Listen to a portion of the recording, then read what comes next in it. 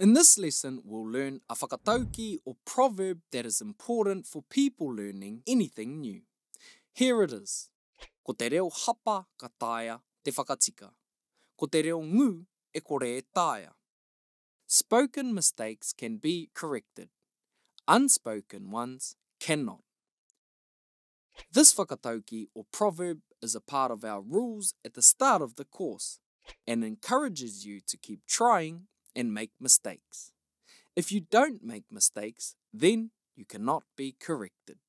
That's right, no mai te hapa, which means we welcome mistakes. Mistakes are a part of the learning journey, so we encourage you to speak, give everything a go, and not to be too hard on yourself if you make mistakes.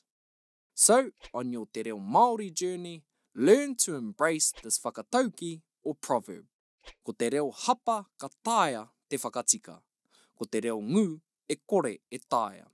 Spoken mistakes can be corrected. Unspoken ones cannot. Tēnā karawhiua. Give it a go.